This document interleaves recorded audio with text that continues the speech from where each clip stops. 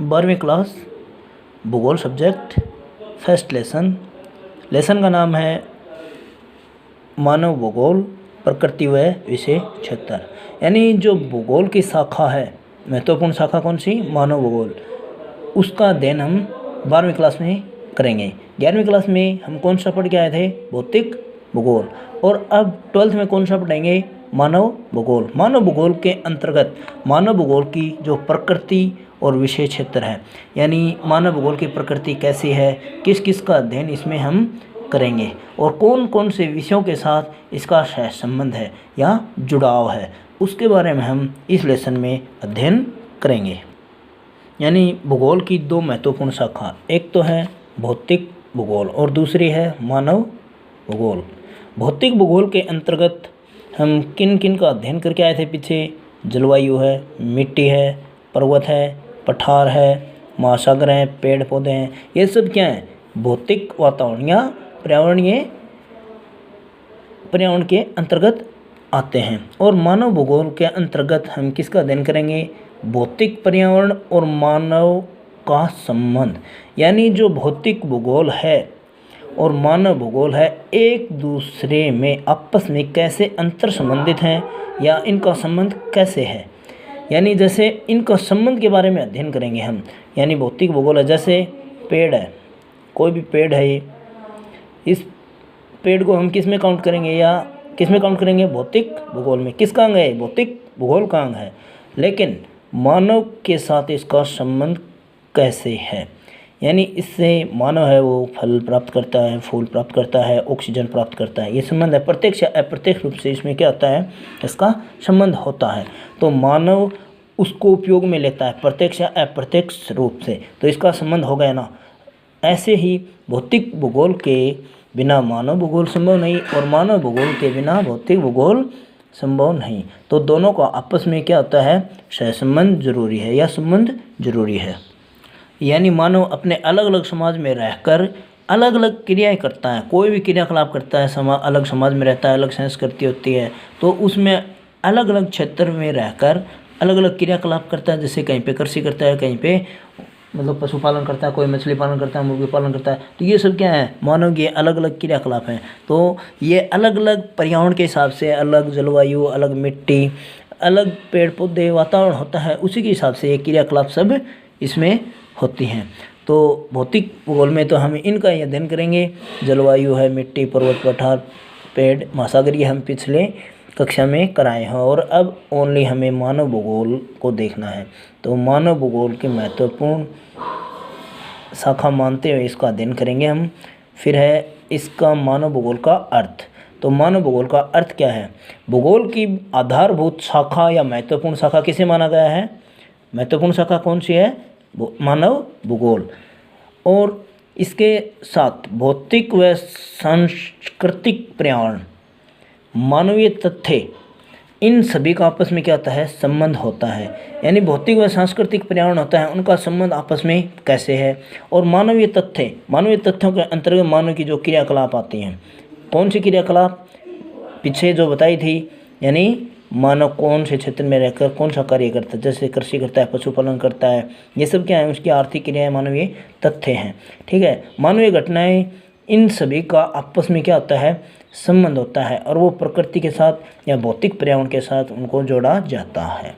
ठीक है, तो इन सब का अध्ययन करेंगे। या मानव भूगोल का अर्थ यही है कि भौतिक पर्यावरण और मानव का संबंध। अगर आपको एग्जाम में पूछा जाए भौतिक भूगोल और मानव भूगोल में अंतर स्पष्ट कीजिए, तो क्या बताओगे, भौतिक भूगोल में भौतिक वातावरण का अध्ययन किया जाता है, जिसमें किसी विशेष क्षेत्र की या किसी भी प्रदेश की जलवायु, मिट्टी, वहाँ के पेड़ पौधे, वनस्पति, पठार, पर्वत, महासागर, इनका सब का क्या किया जाता है, अध्ययन।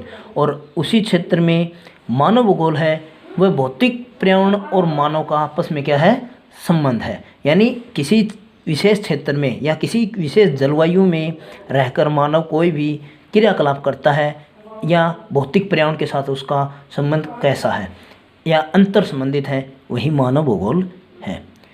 सबसे पहले मानव भूगोल का देखो, पहले भी हुआ था विकास, लेकिन इतना ज़्यादा नहीं हुआ। आधुनिक काल में यानी 18वीं शताब्दी में आते आते मानव भूगोल का विकास क्या हुआ, बहुत अच्छा हुआ। यानी एक अच्छा खासा विकास कब हुआ मानव भूगोल का, 18वीं शताब्दी में। 18वीं शताब्दी में मानव भूगोल का विकास अच्छा हुआ। और आधुनिक मानव भूगोल है, आधुनिक मानव भूगोल को विकास की ओर अग्रसर ले जाने वाले भूगोलवेत्ता कई हुए हैं, जिनमें से महत्वपूर्ण है फ्रेडरिक रेटजेल। क्या नाम है, फ्रेडरिक रेटजेल। रेटजेल है, ये कहाँ के थे, जर्मन के थे, जर्मन भूगोलवेत्ता फ्रेडरिक रेटजेल, पूरा नाम फ्रेडरिक रेटजेल है, जो आधुनिक मानव भूगोल के जन्मदाता माना जाता है इनको, ठीक है। और जर्मनी के निवासी थे। और 18वीं शताब्दी में मानव भूगोल का विकास अच्छा हो गया था। इसी के आधार पर कई भूगोलवेत्ता और भी हुए हैं, अपने अपने विवेक के आधार पर उन्होंने अलग अलग परिभाषाएं दी हैं। तो सबसे पहले हम देखते हैं, इन्हीं की देखते हैं, रेटजेल की ही परिभाषा। तो रेटजेल ने क्या परिभाषा दी वो देखें हैं। तो रेटजेल ने ये परिभाषा दी कि मानव भूगोल मानव समाजों व धरातल के बीच संबंधों का संश्लेषित अध्ययन है। और ये बात उन्होंने अपनी पुस्तक एंथ्रोपोज्योग्राफी में कही। क्या कही कि मानव भूगोल है वह मानव के समाज यानी मानव जिस समाज में रहता है और वहाँ पे जैसा जो धरातल है, जैसी जो जलवायु है, वह उससे किस प्रकार संबंधित है।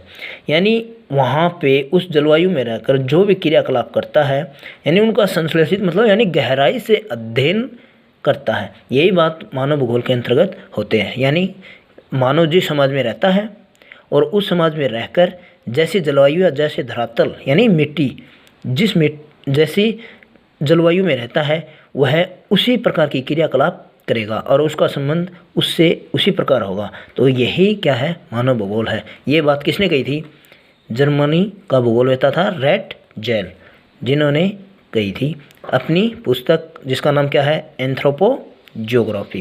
क्या नाम है, एंथ्रोपोज्योग्राफी। किसकी पुस्तक है, रेटजेल की। रेटजेल कहाँ का निवासी था, जर्मन का। ओके। नियतिवाद या निर्धारणवाद, इसका दूसरा नाम है निर्धारणवाद। यानी नियतिवाद का दूसरा नाम निर्धारणवाद है।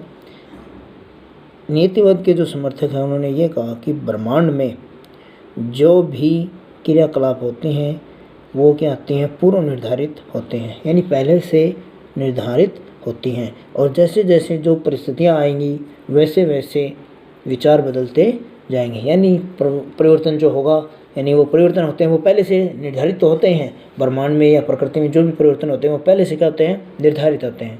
और इसीलिए इसका नाम क्या दिया, नियतिवाद या निर्धारणवाद दिया। और उसके जो समर्थक हैं वो यही बात कहते हैं कि जो परिवर्तन होते हैं वो पहले से निर्धारित होते हैं और जैसे जैसे जो परिस्थितियाँ आती हैं वैसे वैसे लोगों की विचारधारा बदलती जाती है।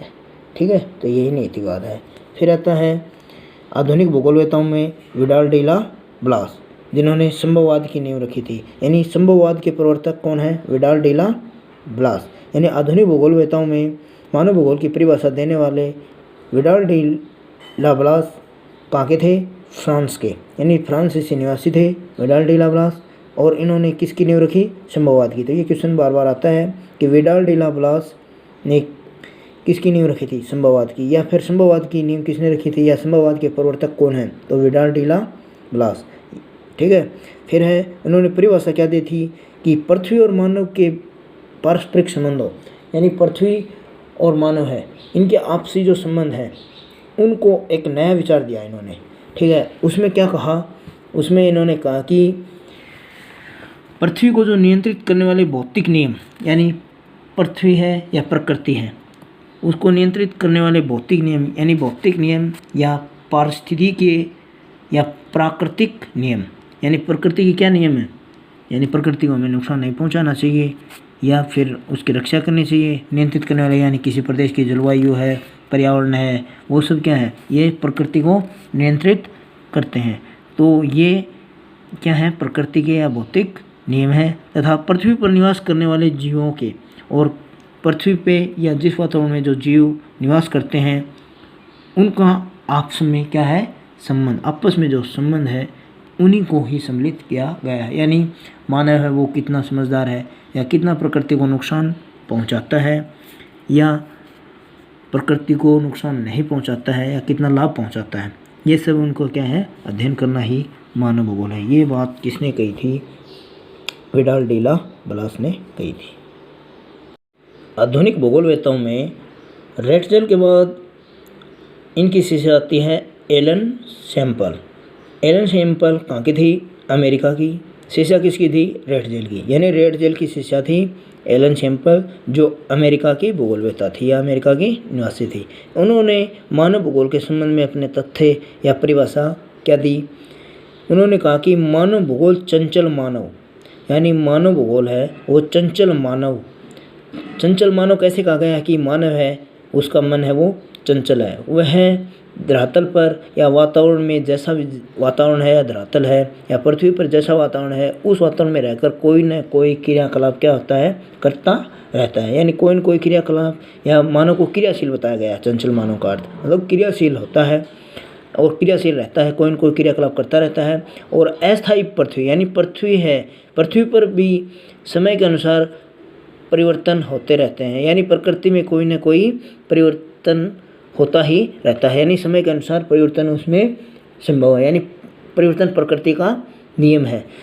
ठीक है, तो पृथ्वी भी अस्थायी है, और इन्हीं अस्थायी पृथ्वी और चंचल मानव, इन दोनों का आपस में पारस्परिक परिवर्तनशील संबंध, यानी पारस्परिक मतलब आपसी परिवर्तन, समय के अनुसार उनमें चेंज होना, परिवर्तनशील संबंधों का अध्ययन है। यानी उनके आपस में जो संबंध होते हैं, यानी समय के अनुसार जो परिवर्तन होते रहते हैं, उन्हीं का अध्ययन करना या उन्हीं के बारे में जानना। यानी वो परिवर्तन है वो स्वयं प्रकृति भी करती है अपने आप में कुछ, और कुछ मानवीय क्रियाकलापों के द्वारा भी उसमें परिवर्तन होते रहते हैं। तो रेटजेल की शिष्या जो एलन सैम्पल है, उन्होंने ये परिभाषा दी थी। क्या परिभाषा? कि मानव भूगोल चंचल मानव और अस्थायी पृथ्वी के पारस्परिक परिवर्तनशील संबंधों का अध्ययन है। एलन सैम्पल कहाँ की थी? अमेरिका की। इनके गुरु कौन थे? रेटजेल। ठीक है, एक एलन सैम्पल है वो नियतिवाद की कट्टर समर्थक थी। यानी एलन सैम्पल है वो नियतिवाद की कट्टर समर्थक थी। नियतिवाद का अर्थ क्या होता है? ये नियतिवाद नाम आया है, ये नियतिवाद क्या है? फिर अगले भूगोलवेत्ता आते हैं डिकेन और पिट्स। यानी अलग अलग भूगोलवेत्ता हैं, डिकेन अलग है और पिट्स अलग है। तो इन्होंने क्या कहा था कि मानव भूगोल में मानव और उसके कार्यों को समाविष्ट किया जाता है। यानी डिकेन और पिट्स ने क्या कहा कि मानव भूगोल है वह मानव, यानी जैसे वातावरण में मानव रहता है, यानी मनुष्य जैसे वातावरण में रहता है और वहाँ पर रहकर जैसा वो कार्य करता है, या अपनी आर्थिक स्थिति को मजबूत करने के लिए या जीविकोपार्जन चलाने के लिए जो भी कार्य करता है या क्रियाकलाप करता है, उसको इसमें क्या किया जाता है? शामिल किया जाता है। ये बात किसने कही थी? डिकेन और पिट्स ने। फिर सारांश रूप में परिभाषा, यानी सभी की मिलती जुलती परिभाषा है और सामान्य अर्थ इसका अगर हम देखें मानव भूगोल का, तो कि मानव भूगोल वह विज्ञान है जिसमें पृथ्वी के विभिन्न क्षेत्रों में मानव समूह है। यानी पृथ्वी पर अलग अलग मानव प्रजाति रहती हैं, अलग अलग समूह में रहते हैं, अपने अपने खान पान, रहन सहन, वेशभूषा अलग अलग, सभी का अलग तरीका होता है और अलग ही उस वातावरण के अनुसार क्रियाकलाप होते हैं। तो अलग अलग समूह बनाकर मानव रहता है, अलग उनकी प्रकृति होती है, उसकी खान पान संस्कृति अलग होती है। ठीक है, तो प्रभाव पर प्रतिक्रियाओं के पारस्परिक संबंध और प्रकृति के साथ भी अलग अलग संबंध होता है। कहीं पे प्रकृति को ज़्यादा नुकसान पहुंचाते हैं तो कहीं पे प्रकृति को लाभ पहुंचाते हैं। तो अलग अलग प्रकृति के मनुष्य होते हैं। ठीक है, तो उन्हीं संबंधों का, उनके आपसे प्रकृति के साथ मनुष्य का जैसा जो संबंध है उसका अध्ययन हम करते हैं। मानव अपनी प्रगति के लिए या अपने उद्देश्यों के लिए जो भी क्रियाकलाप करता है वो सब इसमें शामिल होते हैं। तो